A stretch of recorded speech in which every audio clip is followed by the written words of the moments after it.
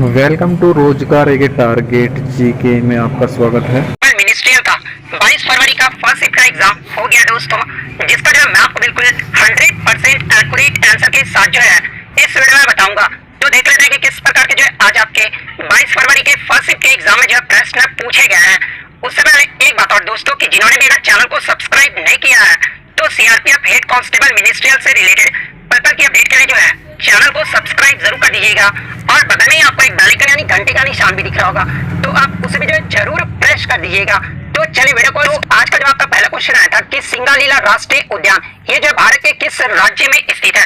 तो देखिए ये जो आपका सिंगालीला जो राष्ट्रीय उद्यान है ना, ये आपका पश्चिम बंगाल राज्य के दार्जिलिंग जिले में एक स्थित राष्ट्रीय उद्यान है। तो पश्चिम बंगाल आपका यहाँ पे करेक्ट आंसर होगा। और देखिए मैं आपको बता दूं कि इसी से मिलता जुलता जो है आपका एक और राष्ट्रीय उद्यान है जो कि आपका सिमलीपाल राष्ट्रीय उद्यान है। तो देखिए ये जो आपका सिमलीपाल जो राष्ट्रीय उद्यान है ना, ये आपका उड़ीसा राज्य के मयूरभंज जिले में स्थित एक हाथी अभ्यारण्य है। तो ये फैक्ट भी आपको ध्यान में रखना है। नेक्स्ट क्वेश्चन पे आता है कि भारतीय संविधान के किस अनुच्छेद के तहत जो है प्रत्येक नागरिक को देश के संपूर्ण राज्य क्षेत्र में जो है स्वतंत्र रूप से घूमने का अधिकार जो है वो प्रदान किया गया है। तो देखिए मैं आपको बता दूं कि हमारे भारतीय संविधान में प्रत्येक नागरिक को जो है अनुच्छेद 19(1) के तहत जो वो स्वतंत्रता का अधिकार जो है वो प्रदान किया गया है। और देखिए अनुच्छेद 19(1) के ए यानी क में जो है भाषण और अभिव्यक्ति की स्वतंत्रता का जो है अधिकार प्रदान किया गया है। 19(1) के बी में जो है बिना हथियारों के शांतिपूर्वक एकत्र होने का जो अधिकार है वो आपका प्रदान किया गया है। 19(1) के सी में जो है संघ बनाने की स्वतंत्रता का अधिकार जो है प्रदान किया गया है। 19(1) के डी में जो है भारत के क्षेत्र में स्वतंत्र रूप से स्थानांतरित करने का अधिकार जो है वो प्रदान किया गया है। 19(1) के ई में जो है भारत के क्षेत्र में बसने का अधिकार जो है वो प्रदान किया गया है। और 19(1) के जी में जो है व्यापार और पेशे की स्वतंत्रता का अधिकार जो है वो आपका प्रदान किया गया। और आपसे प्रश्न में पूछा गया था कि स्वतंत्र रूप से स्थानांतरित करने यानी किसी भी देश में घूमने का जो अधिकार है वो किस अनुच्छेद के तहत दिया गया है। तो ये आपका अनुच्छेद 19(1) के डी के अंतर्गत जो है ये आपका अधिकार दिया गया है। तो 19(1) का डी आपका यहाँ पे करेक्ट आंसर होगा।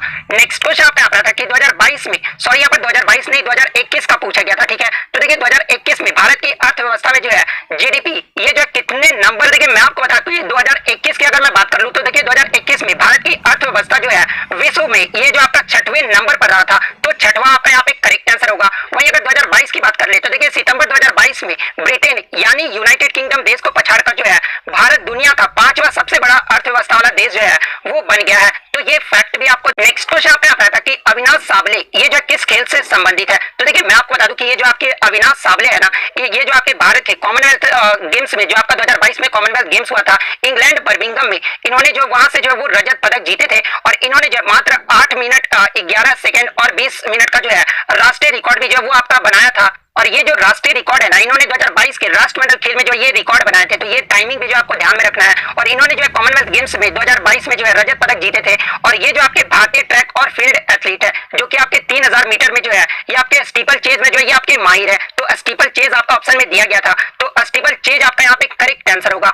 नेक्स्ट क्वेश्चन आपका यहाँ पर था कि राम मंदिर के फैसले में 5 जजों में से जो है जनवरी 2023 में कौन से मुस्लिम जज जो है वो आपके रिटायर हुए हैं। तो देखिए जो आपका अयोध्या के राम मंदिर में 5 जज जो आपके नियुक्त किए गए थे फैसले के आधार पर, उसमें जो जनवरी 2023 में जो है ये जो आपके सैयद अब्दुल नजीर जो कि मुसलमान जज थे और ये जो जनवरी 2023 में जो ये आपके रिटायर हुए हैं। तो सैयद अब्दुल नजीर आपका यहाँ पे करेक्ट आंसर होगा। और देखिए मैं आपको बता दूं कि ये जो आपके सैयद अब्दुल नजीर है ना, ये आपके 12 फरवरी 2023 को जो है इन्हें आंध्र प्रदेश के जो है 24वें राज्यपाल के रूप में जो वो नियुक्त किया गया है। तो ये फैक्ट भी आपको ध्यान में क्वेश्चन पे आता था कि क्षत्रिय नृत्य ये जो है कौन से दिशा में पड़ता है। यहाँ पर जो राज्य नहीं पूछा गया था कि क्षत्रिय नृत्य जो है ये किस राज्य का शास्त्रीय नृत्य, ये नहीं पूछा गया था। कौन से दिशा में पड़ता है ये पूछा गया था। तो देखिए अगर क्षत्रिय नृत्य की बात कर ले तो देखिए क्षत्रिय जो है एक नृत्य नाट्य जो है आपका प्रदर्शन कला है जिसकी उत्पत्ति जो है असम के कृष्ण केंद्रित वैष्णव वाद मठ में जो है इसका जो है उत्पत्ति किया गया था। और देखिए क्षत्रिय नृत्य का जो श्रेय है ना, ये 15वीं शताब्दी के भक्ति आंदोलन के विद्वान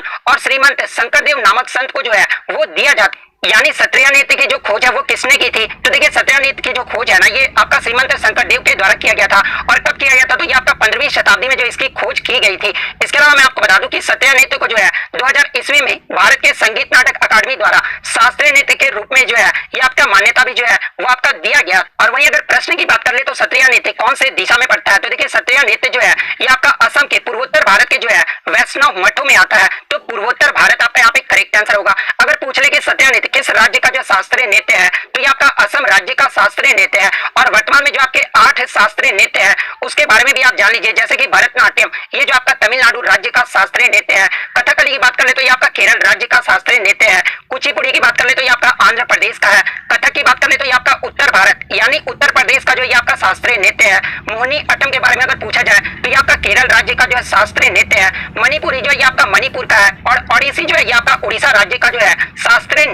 नेक्स्ट क्वेश्चन पे आ रहा था कि शेख मोइनुद्दीन चिश्ती की ये जो जीवनी है ना, ये किस मुगल बादशाह की बेटी ने लिखा था? तो देखिए शेख मोइनुद्दीन चिश्ती का जो जीवनी है ना, ये आपका जहांआरा बेगम साहिब ने लिखा था। और ये जो आपका जहांआरा बेगम साहिब थी ना, ये शाहजहां और मुमताज महल की जो है ये आपका सबसे बड़ी बेटी थी। तो ये फैक्ट भी आपको ध्यान में रखना है। और देखिए शेख मोइनुद्दीन चिश्ती का जो जीवनी लिखा गया था, इसका जो शीर्षक रहा था ना, वो आपका मुनीस अल अरवा रहा था। तो ये फैक्ट भी आपको ध्यान में रखना है। तो जहांआरा बेगम साहिब आपका करेक्ट आंसर होगा।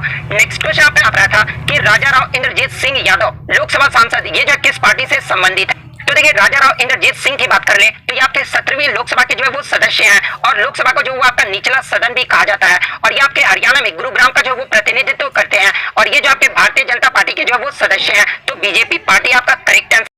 यहाँ पे आ रहा था कि 2011 की जनगणना के अनुसार सबसे कम जनसंख्या वाला जो राज्य है ये कौन सा रहा था? तो देखिए मैं आपको बता दूं कि 2011 की जो जनगणना हुई थी ना, ये आपका 15वीं जनगणना रहा था। और स्वतंत्रता के बाद ये जो आपका 7वीं जनगणना रहा था। और जो पहला जनगणना हुआ था ये आपका कब हुआ था? तो ये आपका 1872 में हुआ था। तो ये फैक्ट भी आपको ध्यान में रखना है। और 2011 की जनगणना में सबसे कम जो जनसंख्या वाला राज्य रहा था ना, ये आपका सिक्किम राज्य रहा था। तो सिक्किम आपका यहाँ पे करेक्ट आंसर होगा। इसके अलावा मैं बता दूं कि सबसे अधिक जनसंख्या वाला राज्य अगर पूछा जाए तो देखिए 2011 की जनगणना के अनुसार सबसे अधिक जनसंख्या वाला जो राज्य है ना, वो आपका उत्तर प्रदेश राज्य रहा था। उसके बाद दूसरे स्थान पे जो आपका महाराष्ट्र राज्य रहा था। उसके बाद तीसरे स्थान पे जो आपका बिहार राज्य रहा था। और चौथे स्थान पे जो आपका पश्चिम बंगाल राज्य रहा था। तो ये क्रम भी आपको ध्यान में रखना है। इसके अलावा क्षेत्रफल की दृष्टि से अगर मैं बात कर लूं तो देखिए 2011 की जनगणना के अनुसार जो आपका क्षेत्रफल की दृष्टि से सबसे छोटा जो राज्य रहा था वो आपका गोवा राज्य रहा था। वहीं अगर सबसे बड़े राज्य की पूछा जाए तो देखिए क्षेत्रफल की दृष्टि से सबसे बड़ा जो राज्य रहा था वो आपका राजस्थान राज्य रहा था। वहीं अगर बात कर ले 2011 की जनगणना में सबसे ज्यादा साक्षरता दर ये जो किस राज्य का रहा था? तो देखिए सबसे ज्यादा जो साक्षरता दर है ना, ये केरल राज्य का रहा था। केरल का जो लिटरेसी रेट है ना, ये आपका 94% रहा था। और सबसे कम जो साक्षरता दर यानी लिटरेसी रेट वाला जो राज्य रहा था वो आपका बिहार राज्य रहा था। वहीं अगर लिंगानुपात की बात कर ले तो देखिए 2011 की जनगणना के अनुसार सबसे अधिक जो लिंगानुपात है ना, ये आपका केरल राज्य का रहा था। और सबसे कम जो लिंगानुपात है ये आपका हरियाणा राज्य का रहा था। तो ये फैक्ट भी आपको ध्यान में रखना है। नेक्स्ट क्वेश्चन पे आ रहा था कि 2011 की जनगणना के अनुसार अनुसूचित जनजाति यानी शेड्यूल्ड ट्राइब्स का जो प्रतिशत है ये कितना रहा था? तो देखिए 2011 की जो जनगणना हुई थी ना, उसमें अनुसूचित जनजाति यानी शेड्यूल्ड ट्राइब्स का जो आपका प्रतिशत रहा था वो 8.6% रहा था। तो 8.6% आपका यहाँ पे करेक्ट आंसर होगा। वहीं अगर अनुसूचित जाति की बात कर ले यानी शेड्यूल्ड कास्ट का जो आपका प्रतिशत रहा था वो आपका 16.6% रहा था। तो ये फैक्ट भी आपको ध्यान में रखना है। नेक्स्ट क्वेश्चन पे आ रहा था कि हड़प्पा सभ्यता का ये जो पुरातात्विक स्थल जो धौलावीरा है ना, ये कहाँ पर स्थित है? तो देखिए ये जो आपका धौलावीरा है ना, ये आपका गुजरात राज्य में स्थित है। तो गुजरात आपका यहाँ पे करेक्ट आंसर होगा। इसके अलावा मैं आपको बता दूं कि 2021 में जो है धौलावीरा को जो है ये भारत का 40वां विश्व धरोहर स्थल जो है वो घोषित किया गया है। तो ये फैक्ट भी आपको ध्यान में रखना है। इसके अलावा हड़प्पा सभ्यता के अन्य पुरातात्विक स्थल की बात कर ले जैसे कि लोथल भी जो आपका ये गुजरात राज्य में स्थित है। कालीबंगन की बात कर ले तो ये आपका राजस्थान राज्य में स्थित है। आलमगीरपुर के बारे में अगर पूछा जाए तो ये आपका उत्तर प्रदेश राज्य में स्थित है। राखीगढ़ी की बात कर ले तो ये आपका हरियाणा राज्य में स्थित है। तो ये सारे फैक्ट जो आपको ध्यान में रखना है। नेक्स्ट क्वेश्चन पे आ रहा था कि आमतौर पर लाइफ राफ्ट जैकेट को फुलाने के लिए जो है किसका उपयोग किया जाता है? तो देखिए लाइफ राफ्ट जैकेट को फुलाने के लिए जो है ये आपका कार्बन डाइऑक्साइड गैस का जो है प्रयोग किया जाता है। तो CO2 गैस आपका यहाँ पे करेक्ट आंसर हो। नेक्स्ट क्वेश्चन पे आ रहा था कि ईसाई धर्म का भारतीयों से संबंध ये जो कब स्थापित हुआ था? तो देखिए मैं आपको बता दूं कि ऐसा माना जाता है कि भारत में ईसाई धर्म की जो शुरुआत है ना, ये केरल के तटीय नगर रांगुनूर में जो है इसका जो है आपका जो शुरुआत है वो किया गया था। और ईसा मसीह के 12 प्रमुख शिष्यों में से एक जो आपके सेंट थॉमस जो थे ये आपके 52 AD में केरल के जो है कोडुंगलूर में जो है ये आपके आए थे। और इसी समय से जो है भारत के साथ जो है ईसाई धर्म का जो संबंध है वो आपका स्थापित किया गया था। तो 52 AD आपका यहाँ पे करेक्ट आंसर हो। नेक्स्ट क्वेश्चन पे आ रहा था कि 1962 में भारत के वित्त मंत्री कौन थे? तो देखिए आपके 1962 में जो भारत के फाइनेंस मिनिस्टर थे ना, ये आपके मोरारजी देसाई थे। तो मोरारजी देसाई आपका करेक्ट आंसर हो। नेक्स्ट क्वेश्चन आपका यहाँ पर आता है कि राजस्थान के बीकानेर में, यहाँ पर बीकानेर कर लीजिएगा, बीकानेर में हाल ही में 1100 मेगावाट का जो है बीकानेर सौर ऊर्जा परियोजना का जो वर्चुअल आधारशिला यानी उद्घाटन जो है ये किसने किया है? तो देखिए मैं आपको बता दूं कि जनवरी 2023 में राष्ट्रपति द्रौपदी मुर्मू के द्वारा जो है बीकानेर में 1100 मेगावाट का जो है सौर ऊर्जा परियोजना की जो वर्चुअल आधारशिला है वो रखी गई है। तो राष्ट्रपति द्रौपदी मुर्मू आपका करेक्ट आंसर होगा। नेक्स्ट क्वेश्चन आप यहाँ पर आता है कि इनमें से पेरिफोरा संघ से संबंधित जो है वो कौन सा नहीं है? तो देखिए इसके ऑप्शन तो मुझे बच्चों द्वारा नहीं मिले हैं, लेकिन मैं आपको बता दूं कि पोरिफेरा संघ से संबंधित जो आपके हैं वो आपके साइकोन है, यूप्लेक्टेला है और अस्पंजिला, ये सब जो आपके पोरिफेरा संघ के अंतर्गत आ जाते हैं। तो इनमें से आपका 3 ऑप्शन में दिया गया था, इसके अलावा जो चौथा ऑप्शन होगा ना वो आपका करेक्ट आंसर होगा, क्योंकि यहाँ पे आपका जो नहीं पूछा गया था। बात कर ले अगर सिलेंट्रा संघ के बारे में पूछा जाए तो देखिए सिलेंट्रा संघ में जो है आपके हाइड्रा, समुद्री एनिमोन और जेलीफिश इसके अंतर्गत आ जाते हैं। तो ये फैक्ट भी आपको ध्यान में रखना है।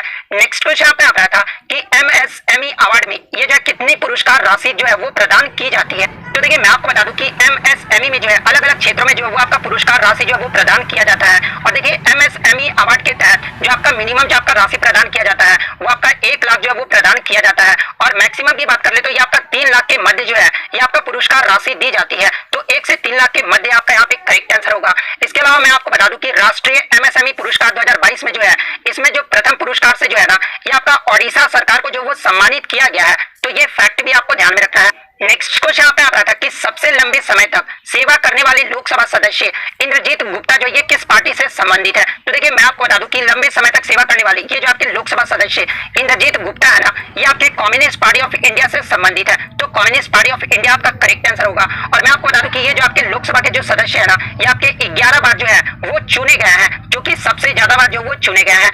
नेक्स्ट क्वेश्चन आप यहाँ था कि भारतीय लघु उद्योग विकास बैंक यानी सिडबी की जो स्थापना है ना ये किस एक्ट यानी अधिनियम के तहत हुआ था? तो देखिए मैं आपको बता दूं कि भारतीय लघु उद्योग विकास बैंक यानी सिडबी की जो स्थापना है ना ये आपका सिडबी अधिनियम 1989 के तहत जो है ये आपका हुआ था। तो सिडबी अधिनियम 1989 आपका करेक्ट आंसर होगा। आगे के क्षेत्र में अगर आपसे पूछ ले कि सिडबी की स्थापना ये जो कब हुई थी, ये तो आपका अधिनियम हो गया। सिडबी की स्थापना की अगर मैं बात कर लूं तो देखिए सिडबी की जो स्थापना है ना ये आपका 2 अप्रैल 1990 को हुआ था, और इसके हेडक्वार्टर की अगर मैं बात कर लूं तो देखिए सिडबी का जो हेडक्वार्टर है ना ये आपका उत्तर प्रदेश के लखनऊ में स्थित है। तो ये फैक्ट भी आपको ध्यान में रखना है।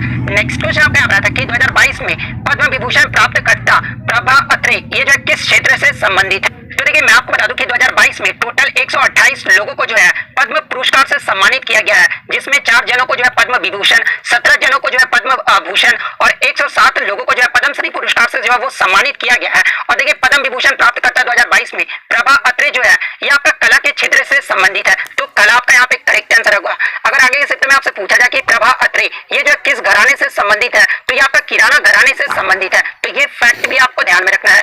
नेक्स्ट क्वेश्चन आपका आता था कि पंडित जसराज इनका जो संबंध है ना ये किस घराने से है? तो देखिए पंडित जसराज का जो संबंध है ना ये आपका मेवाती घराने से है। तो मेवाती घराना आपका करेक्ट आंसर हो। नेक्स्ट क्वेश्चन आपका आता था कि प्रधानमंत्री गति शक्ति योजना इसके अंतर्गत जो है राज्यों को 50 साल तक ब्याज मुक्त कितना बजट जो है वो आवंटित किया गया है? तो देखिए आपका जो अप्रैल 2022 में जो आपका बजट आवंटित किया गया था इसमें प्रधानमंत्री गति शक्ति योजना के अंतर्गत राज्यों को जो है 50 साल तक ब्याज मुक्त जो है ये आपका 1 लाख करोड़ रुपए का जो वो आवंटन किया गया है। तो 1 लाख करोड़ आपका यहाँ पे करेक्ट आंसर होगा। इसके अलावा मैं आपको बता दूं कि प्रधानमंत्री गति शक्ति योजना के अंतर्गत जो है सभी 28 राज्यों में लगभग 5000 करोड़ रुपए की लगभग जो है 190 परियोजनाएं भी जो है वो प्रस्तुत की गई है। तो ये फैक्ट भी आपको ध्यान में रखना है। नेक्स्ट आप लोग अगर हिंदी की बात कर ले तो हिंदी में जो है आपका पूजनीय का विलोम शब्द पूछा गया था। तो देखिए पूजनीय के अगर विलोम शब्द की बात कर ले तो पूजनीय का जो विलोम शब्द होता है वो आपका निंदनीय होता है। इसके अलावा 5 प्रश्न जो आपके गाद्यांश से संबंधित प्रश्न पूछे गए थे। उसके बाद आपका पूछा गया था कि निम्न में से अधिकरण कारक जो है ये कौन सा है? एक जो आपका प्रवाचित शब्द से पूछा गया था,